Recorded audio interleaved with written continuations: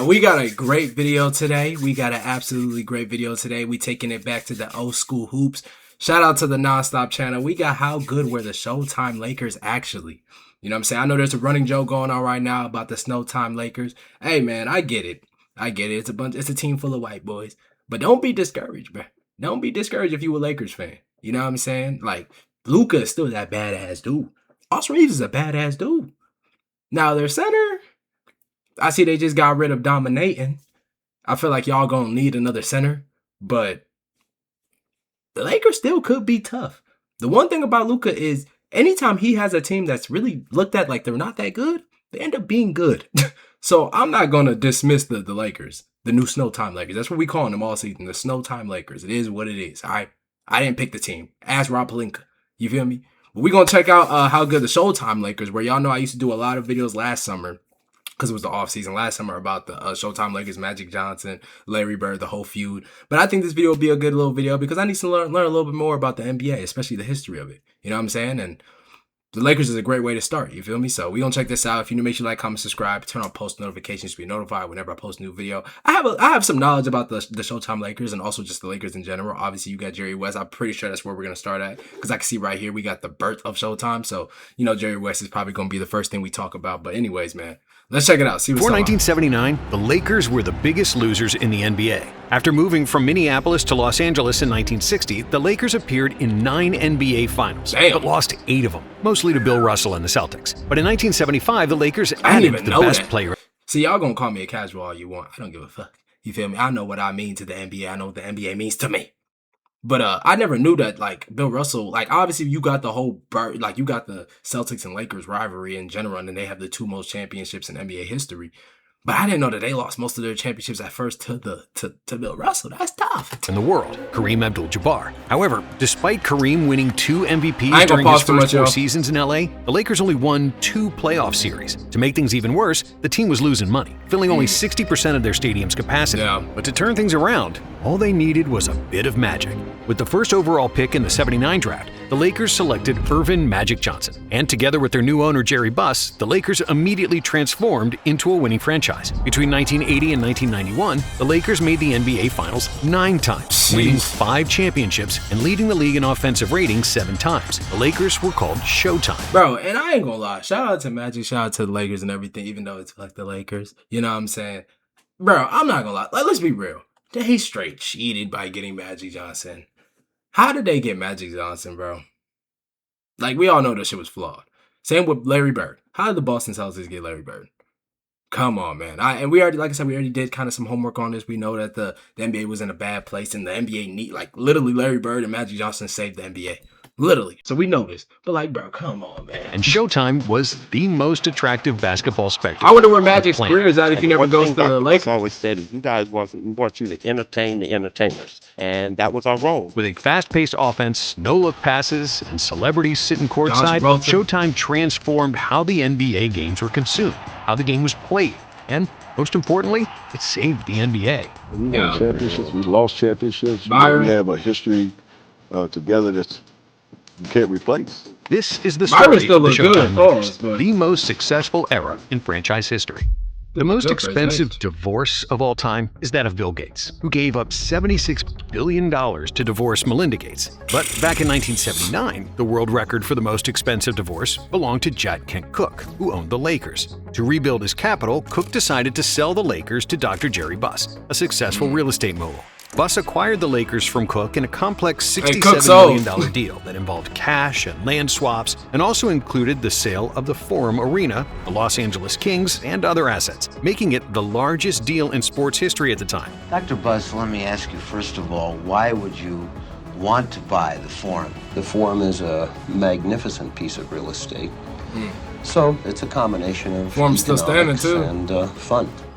Upon its purchase, I was probably the most impressed of all the people. Everybody left the Forum to go home that night. I look, you wish the Lakers still played there. Low. I took a portable chair, sat it out in the middle of the basketball court, lighted a cigarette and leaned back, and I thought, wow, I've really arrived. But before he sold the team to Buss, Cook made arguably the biggest decision in franchise history.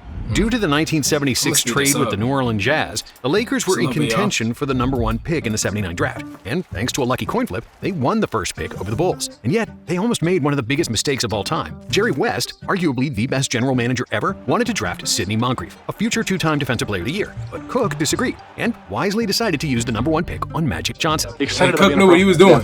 Definitely. I'm very excited. Not by selling, but I love the challenge and see what I can do, and that's the main thing. When Buss bought the team, he inherited a talented team, but he still faced serious problems. The NBA was an afterthought, a distant third in viewership behind baseball and football. At the time, revenue from TV rights was minuscule, and many games, even the finals, were aired on tape delay. The games wasn't tape delayed. I don't even know if y'all remember, because I remember in college, I'm watching tape delay games. Championship games, not regular season. Right. I mean, I'm watching games in my dorm at 11 o'clock at night of the finals. The public perception of the NBA was that it was a league full of drunks, womanizers, and drug addicts, which wasn't too far from the truth. I was about to say that. I don't know if that was a lie. Really make this a critical year for the NBA. When you bought the Lakers, were they making large profits at the time? No, they were not.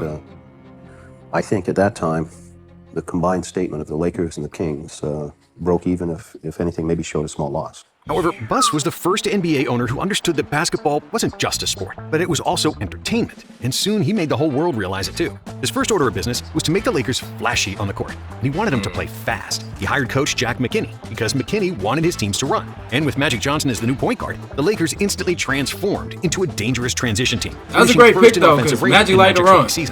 However, the changes weren't just about basketball. Their advertising, in most cases, is amateurish. I think there is a great lack of effort and ability to merchandise properly. Buss fired the forum's organist and brought in a lively 10-piece band of young musicians, along with blasting music over the PA system during timeouts. He was also the first NBA owner to introduce mascots and to recruit female dancers, who became known as the Laker Girls. Furthermore, Buss wanted to make the Lakers games a status event and pack the forum with Hollywood celebrities. The seats in the higher sections of the forum remained cheap for the working class. I ain't gonna lie, Buss got to get a little bit more credit in the NBA.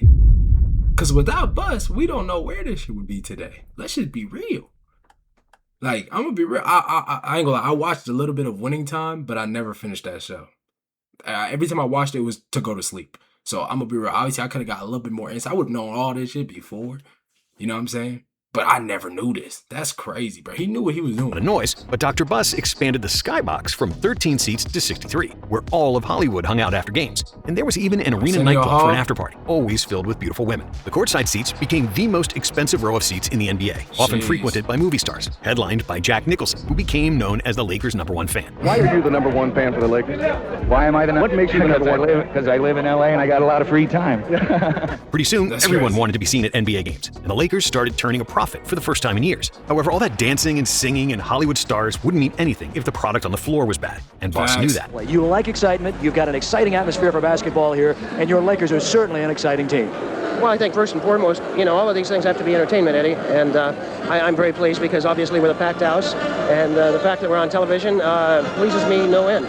Magic, who had played all 5 positions at Michigan State, was slated to play point guard, even though the Lakers already had a very good point guard, Norm Nixon. Having Magic and Nixon in the backcourt gave the Lakers a lot of versatility in different ball handling options. With Irvin and Norm, there's a good chance I will get the ball, but if I don't, that someone will get an easy shot, and in the long run, that's going to help the team. Shout out to Jamal him. Wilkes was one of the best small forwards in the league, and the team's second leading scorer, Michael Cooper, was an excellent defender off the bench, while Kareem dominated at center. However, before the start of the 1980 season, the Lakers made a huge mistake. They traded Adrian Dantley to Utah, who averaged 30 points per game over his next 7 seasons with the Jazz, including 2 scoring titles. But the Lakers wanted to add size at power forward, so they exchanged Dantley for Spencer Haywood, who averaged 21 points per game during the 79 season. On paper, the trade made sense, because Haywood was bigger and more experienced. But in reality, it was a disaster, largely due to Haywood's drug habit, which nearly destroyed his career. I slipped into another group, and Iman was just constantly begging me, please don't go with these people.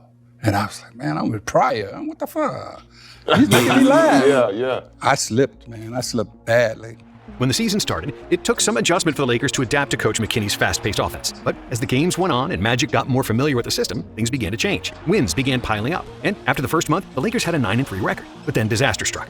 On November 8th, Coach McKinney was riding his bike when he had an accident and hit his head. He was rushed to the hospital, and the doctors gave him a 50-50 chance of staying alive. And even though he survived, McKinney couldn't return to the bench. So Paul Westhead became the new head coach, with Pat Riley as his assistant. Using McKinney's system, Westhead successfully continued the season, finishing as the #1 seed with 60 wins and 22 losses, the second best record in franchise history. LA had the best offensive rating in the NBA, leading the league in assists and field goal percentage, shooting an unreal 53% for the season, jumper a new was NBA nasty. record. And Kareem was a big reason for that. He shot a career-high 60% from the field, while averaging 24.8 points, 10.8 rebounds, 4.5 assists, and a league-leading 3.4 blocks per game, which earned him his 6th MVP award, which is still an NBA record. However, Kareem wasn't the only Laker to hit a career-high in efficiency, and the biggest reason for that was a man with the greatest smile in NBA history, Magic.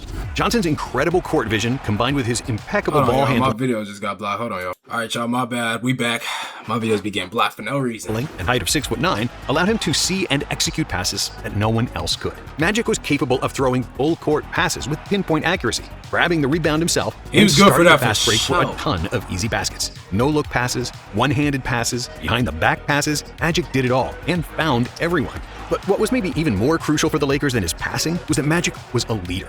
Despite barely talking to the always quiet Kareem, who was the team's best player, Magic possessed a quality that Jabbar desperately lacked: charisma. It seemed like Magic had more teeth than any human alive due to his omnipresent smile, and the people gravitated towards him. He had the name, the game, and the flair, and was the perfect player for Jerry Buss's plan for the Lakers to become an Facts. extension Imagine your of name, Hollywood. Magic. Due to Magic's passing wizardry, the up-tempo style of play, and the singing, dancing, and Hollywood mingling, the Lakers got nicknamed Showtime, a term that Jerry Buss borrowed from a club he frequented in the 60s, which started each night with the phrase, "It's Showtime." And even though Magic and Kareem were cordial, they weren't really the best of friends, and it took a while for their relationship to bloom. The same was true for Norm Nixon, who was jealous of Magic's popularity, feeling that he should be featured more on offense. With 18 points, It's always gonna be 7.7 somebody. rebounds, and 7.3 assists per game, Magic finished second in Rookie of the Year voting, behind Larry Bird, which he's still mad about today. He was Rookie of the Year. I think you got like 1 or 2 votes. That's all. That's all you. I think it was like 32, 33 to like 1 or 2. No, even more than that. It was 60-something to like 2.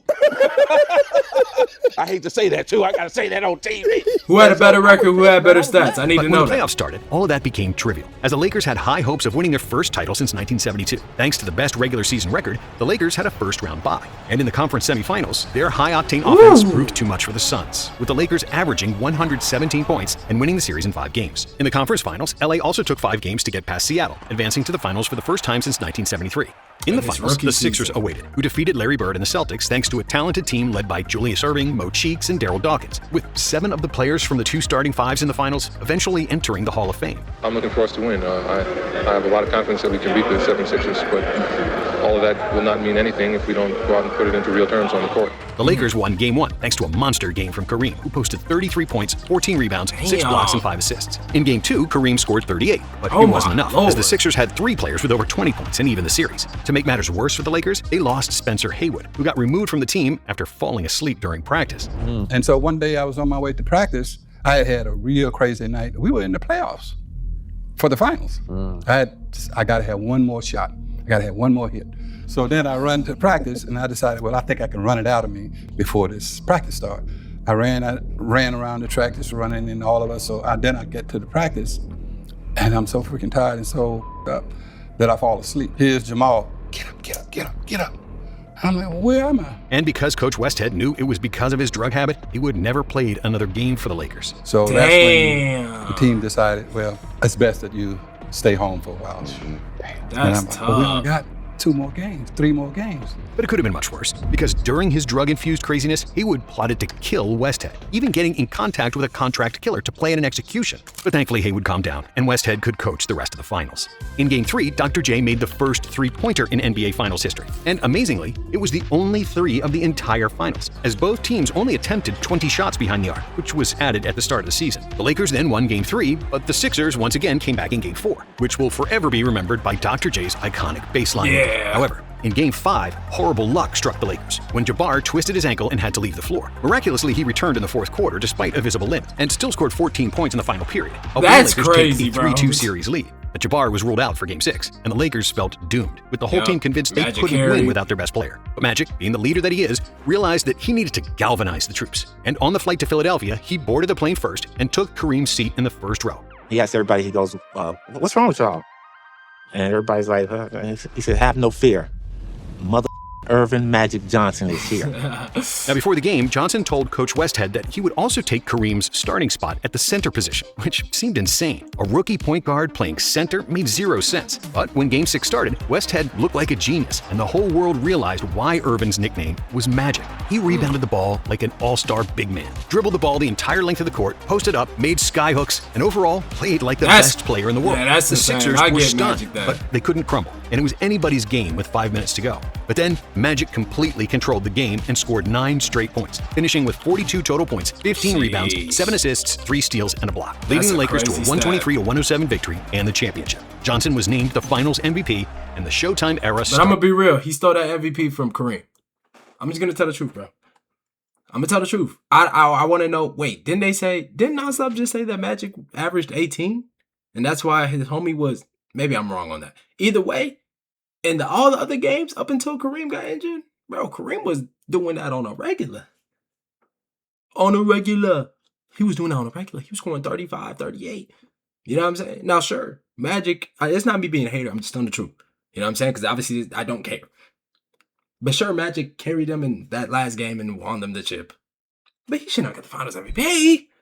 I don't know. Started off with a bang, with the Lakers finally erasing the aura of losers. Now, the following season wasn't the upgrade everyone had hoped for. Despite a virtually unchanged roster, the Lakers lost Magic due to a knee injury, who missed 45 games. Damn. Without Johnson, the Lakers went 28-17. And in the 37 games he played in, their record was 26-9, which shows how much his presence meant. Still, in his absence, Norm Nixon got more opportunity, and he played really well, averaging 17 points and 9 assists for the season. Michael Cooper also earned more playing time due to his tenacious defense, while Jamal Wilkes and Kareem remained the 2 best scorers on the team. Jabbar would also start wearing goggles permanently after he suffered a scratched cornea early in the season, and the goggles became synonymous with his later career. The Lakers finished 3rd in the West with 54 wins, and with a healthy Magic, everyone expected them to go on another finals run.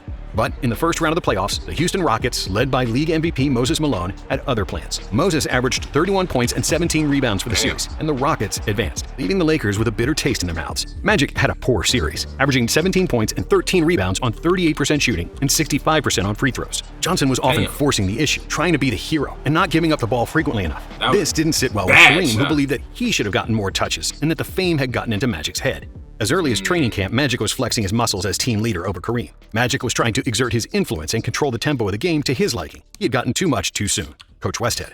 Before the start of the 1982 season, there were plenty of changes within the Lakers and around the NBA. Because of the invention of free agency, NBA players started negotiating for more money, and Jerry Buss realized that he needed to give raises to his players in order to keep them in LA. So Kareem and Magic were among the first NBA players to earn $1 million per season, with Magic signing an unprecedented 25-year, $25 million contract. Damn. Michael Cooper's salary jumped from $35,000 to $250,000. Norm Nixon went from $65,000 to $400,000, and Jamal Wilkes earned a $250,000 raise. And even though the other owners protested, Dr. Buss was once again ahead of the curve, as he wanted to keep his core group together. But after an early playoff exit, Buss and the Lakers knew they needed to make additions to compete for another championship. Coach Westhead demanded that the Lakers sign power forward Midge Kupchak, which wasn't Buss's favorite idea, since Kupchak demanded an $800,000 salary, and he was only a role player. GM Bill Sharman and team counselor Jerry West loved the idea of adding Kupchak, but not for that price, as they correctly guessed that a handful of Lakers would feel underpaid and underappreciated. Westhead, however, was convinced that Kupchak was their missing piece and that he'd be an ideal sidekick to Abdul-Jabbar, and urged Buss to make the move until the boss finally accepted.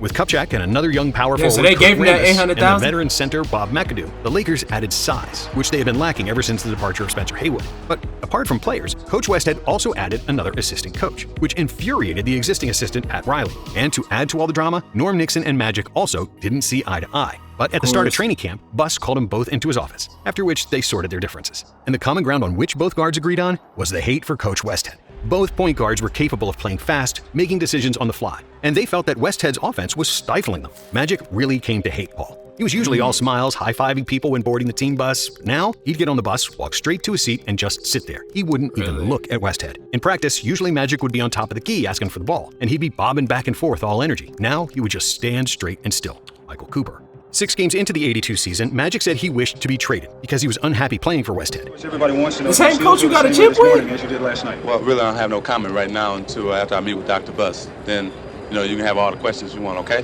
What's the problem, Magic? No questions right now, really. I don't have no answers until after I meet with him. Thank you. Shortly after, Dr. Buss realized that the team chemistry had fallen off a cliff, and that Paul Westhead had lost the locker room. Well, Magic got his wish. Coach Paul Westhead was canned. Paul Westhead has been fired as the coach of the Los Angeles Lakers after the team's star, Magic Johnson, said he wanted to be traded. And in his place came the rookie coach who would become synonymous with Showtime, Pat Riley. But even though he was younger than any other head coach at the time, Pat Riley quickly proved that he was the right man for the job. The 36-year-old with the slicked back hair wearing Armani suits quickly commanded respect from the Lakers, especially because Riley was also a former player. However, Riley wasn't all style and no substance. Playing basketball in the 60s and 70s when the NBA had the highest pace in history, Riley wanted the Lakers to run, which perfectly suited Magic and Nixon. Furthermore, Riley was innovative on defense, as he was one of the first coaches to employ half-court traps to speed up the game. Riley's mantra was, no rebounds, no rings, reinforcing the need to fight for rebounds in order to win championships. By the end of the season, the Lakers ranked second in the NBA in rebounds, first in assists, third in steals, and second in total points, as they finished the season with 57 wins, which was the best record in the West. With a perfect blend of youth and experience, the Lakers didn't lose a single game on their way to the NBA Finals, sweeping Phoenix and San Antonio with a balanced offense, as 6 Lakers players averaged double figures in scoring. In the finals, LA once again matched up against the 76ers in what was another close series. After 5 games, Philly scored the most points, but the Lakers had a 3-2 lead and a chance to close out the series at home. In Game 6, Magic took just 3 shots, but he finished with 13 points, 13 rebounds, and 13 assists. Where's Once Kareem again, in all 6 this? different Right Lakers there. scored in double figures, led by Wilkes, who had 27. The final score was 114-104 for LA, who won their second title in 3 years, with Magic Johnson once again named the Finals MVP. And then, the rich only got richer. What do you guys feel here? You win the championship, you're the best team in the NBA, and you get the #1 draft pick. Damn, I truly wonder how Kareem was feeling though. That boy Magic got 2 of the Finals MVPs over you. I feel that every championship team, and the reason that you don't repeat because you don't get better. But this year we'll get a little better with this first choice, and it might help us for next season. Rich get richer? Yeah, so to speak, the rich gets richer. Just like how they lucked out with Magic, in 1982 the Lakers once again won the coin flip for the #1 overall pick, thanks to a 1980 trade with the Cavs, who ended up as the worst team of the 82 season. The new general manager, Makes Jerry no West, sense, who took bro. over from Bill Sharman, who in turn became the team president, selected small forward James Worthy first overall, ahead of Terry Cummings and Dominique Wilkins. With the championship roster unchanged and the addition of Worthy, the Lakers were considered title favorites. And throughout the regular season, they justified those expectations. LA had the best offense in the NBA, and they were leading the league in assists and field goal percentage, largely thanks to Magic, who led the NBA in assists with a career-high 10.5 dimes per Like, game. how the hell they get However, Worthy, just before bro? the start of the playoffs, James Worthy got injured and ended his season. It's just really tough to really, I don't know, understand it or just deal with it because of That everything pace, was bro. going so good, you know, and man. So we just had to try to do it and just try to hang in there and hopefully that everybody else can stay healthy. But even without their prized rookie, the Lakers once again reached the finals with relative ease, beating the Trailblazers and the Spurs for another finals matchup with the Sixers. However, this time around, things were different. Philadelphia added Moses Malone that year, who was the best player in the world and won his 3rd MVP. Malone dominated the Lakers on the boards, grabbing 18 rebounds per game in the finals, along with 26 points. And even though the 18 Lakers still had rebounds 6 per players game? averaging double figures, the Sixers edged them out every game, winning the finals with a sweep. And so, after 4 years, the Lakers decided to break the backcourt partnership of Magic and Nixon. Even though Nixon averaged 17 points and 8 assists during that time and made the All-Star team, he was 28 years old and wasn't a traditional shooting guard. So LA traded him to the Clippers for the 4th pick in the 1983 draft, Byron Scott. Scott was taller, sturdier, and a better outside shooter, and 6 years younger. And trading for him was one of the Byron first Scott. of many great decisions. He's by probably Jerry about the West. only Laker I actually like.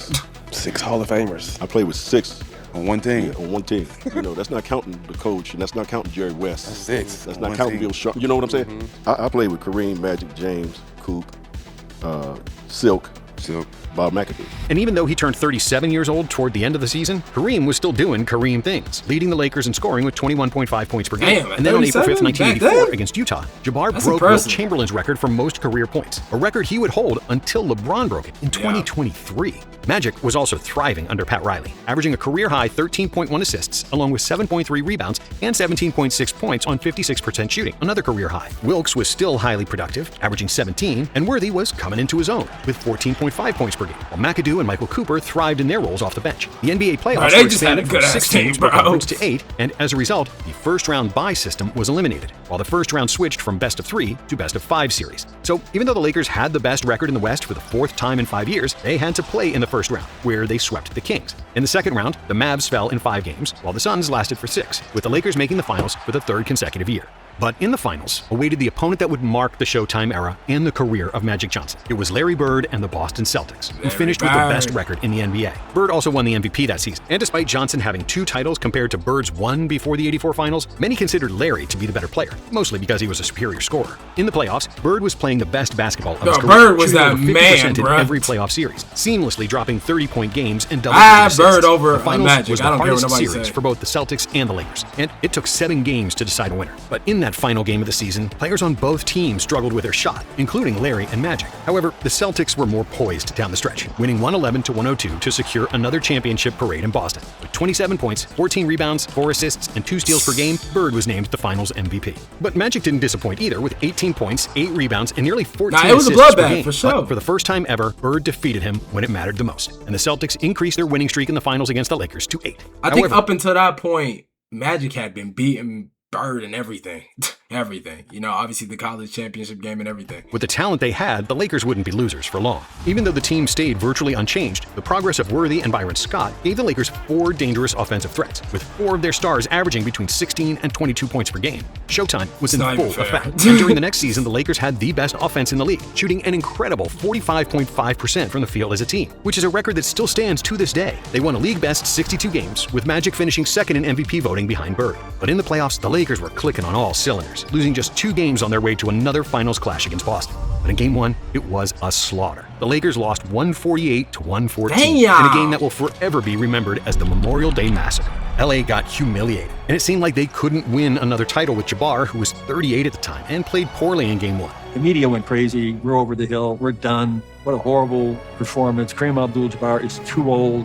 He was run off the court by Parrish and McHale, and he looked like an old man. I mean, they really killed us. The media killed us. But just when everybody wrote him off, Kareem woke up. The man who was considered to be chopped liver 2 days earlier had run the floor like a 20-year-old and dominated with 30 points, 17 rebounds, 8 assists, and 3 blocks. After 4 games, the series was tied. But in Game 5, Kareem shined once again, leading the Lakers to victory with 36, 7, and 7. In Game 6, Jabbar and Worthy combined for 57 points to close out the series, with Kareem deservingly winning the Finals MVP, with averages of 25, 9, and 5 for the series, while shooting 60% from the field. Kareem won the Finals MVP 14 years after winning it with the Bucks. And at 38, he's still the oldest player to achieve that. Coach, does it make it any sweeter defeating the Celtics here at Boston last year? Just wait. When Curry gets his next ring, or when LeBron gets his next ring, they'll take that from him. Our championship rings, we're going to have a parquet floor with a diamond in the middle of it. This is what every kid who's ever picked up a basketball dreams about doing. I couldn't be happier, man. I'm the happiest guy in the world right now. We have the people back in LA waiting on us now.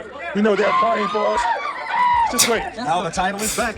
In LA. Party hard. Everybody in LA get party for us, so we're going to party. We'll party for the rest of this summer. It's time to get down. In the summer of '85, after that final series, a monumental shift happened in the relationship between Magic and Bird. They starred in a Converse commercial together, with Magic visiting French Lick and spending time in Larry's home with the entire Bird family. I think the plan was, I'm going to go here, I'm going to do what I'm supposed to do, and I'm trying to get up out of here. My plan was that. For the first time ever, they talked and exchanged more than 2 sentences. And after that, they struck a friendship. But their rivalry was still as bitter as ever. Whenever the season schedule came out, I would circle the 2 games with Boston. Those were the 2 games more important than the other 80, Magic Johnson said. I read the newspaper every day during the season. I was only interested in one thing. What numbers did Magic Johnson have last night? Said Larry Bird. For the '86 season, the Lakers added AC Green, who would later become a key part of the team and get known as the Iron Man, having appeared in 1,192 consecutive games. The rest of the team stayed the same, with Kareem once again leading the Lakers in scoring, while Magic led the NBA in assists. But once more, Bird was named the MVP, in what was arguably the best season of his career.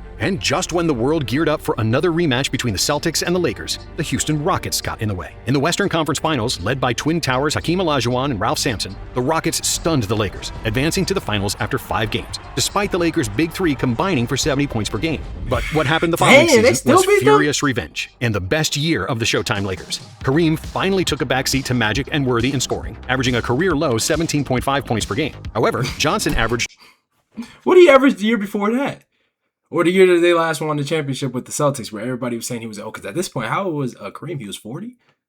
If he was 38 when they beat the Celtics, then the last season, the season after that, he was 39 when they lost to the Rockets. This nigga was 40? How long did Kareem play? A career high 23.9 points, along with league-leading 12.2 assists per game, finally winning his first MVP award. Michael Cooper was named Defensive Player of the Year, receiving recognition as the best perimeter defender in the game. 7 different Lakers averaged double figures in scoring for the season, and LA had the best offensive rating in the NBA for the 3rd consecutive year, and the 5th time during Magic's 8 seasons with the franchise. The Lakers won 65 games in the regular season, and they bulldozed through opponents in the playoffs, losing just 1 game on their way to another finals matchup with the Celtics, with the average margin of victory of 13 points. But the Celtics were still mighty, and their Big Three could match up against the Lakers' Big Three. Even though Magic, Worthy, and Kareem averaged 68 combined points in the finals, Bird, McHale, and Dennis Johnson weren't far behind with 65 combined points. In Game 4, Larry seemed to have scored a game winner, but Magic erased it with a spectacular hook shot with 2 seconds remaining. Bird still had a good look for the win, but he missed a jump shot at the buzzer, and LA took a 3-1 series lead. The Lakers were a deeper team, with Byron Scott, Michael Cooper, AC Green, and Michael Thompson outplaying the Celtics role players, and LA ultimately won the championship in 6 games. With 26 points, 8 rebounds, and 13 assists per game, while shooting 54% from the field. That's the one thing Magic got over of his career. Bird, bro. He just always his 3rd he won more than him, bro. And after the finals, Bird called Magic the best player he'd ever seen. Magic's just a great basketball player. He's the best I've ever seen. You know, unbelievable. I don't know what to say. The 1987 season was the epitome of Showtime, with the best and most attractive basketball in the NBA, most wins, and celebrities fighting to be seen in the courtside seats. Meanwhile, women were throwing themselves at Magic, who tried his best to reach Wilt Chamberlain's number of 20,000. Yeah, different women have different fantasies, and you wanted to make sure they reached their fantasies. That was my thing. But I mean, you were Magic Johnson. That's all right. You didn't mind being a daredevil every now and then. Thanks to Magic and Bird's rivalry, the arrival of Michael Jordan, but also the arrival of new Commissioner David Stern, who cleaned the league of drugs and made the game more commercially attractive to sponsors and TV audiences, the NBA was a completely different league than 8 years prior, when Magic and Bird first got to the league. Back in '79, the majority of the teams were losing money, and the NBA was in jeopardy of folding. But not even a decade later, the NBA was becoming a global brand, with 24 million viewers watching the '87 finals, which was an all-time record, and still ranks 2nd all-time behind the 1998 finals. Furthermore, all the NBA franchises were turning a profit, following the example set by Jerry Buss, who revolutionized entertainment at sporting events. And even though the '87 season was the peak year for Showtime, it doesn't mean the Lakers stopped winning. Give him a lot of credit. I feel grateful to be part of the team. I feel grateful to be alive and living in Los Angeles.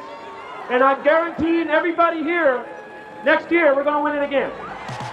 Another 60-win season followed in 1988, with LA reaching the finals for the 7th time in 9 seasons, this time against the Detroit Pistons. Vegas odds heavily leaned towards the Lakers, but after 5 games, the Pistons held a 3-2 series lead. And yet, in Game 6, it seemed like their hopes were shot after Isaiah Thomas stepped on Michael Cooper's foot and severely sprained his ankle. But then, despite being unable to stand on one leg, Thomas produced one of the craziest performances in NBA history. Like some one-legged bunny, Isaiah miraculously kept playing, hopping on one leg. And not only did he play, he dominated. Thomas scored 25 points in the 3rd quarter alone and finished the game with 43 points. That little motherfucker, Isaiah Thomas, you might hate him, but that nigga was cold, bruh.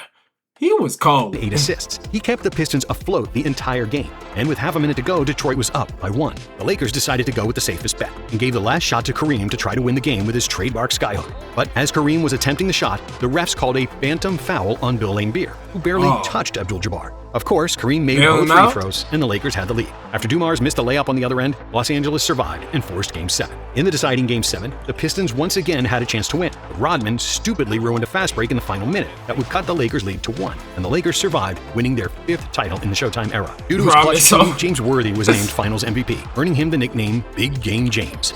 Well, would you like to step up here and guarantee a 3rd straight to start this off, Coach? All right. I'm going to guarantee one thing, that we're going to enjoy this all summer long.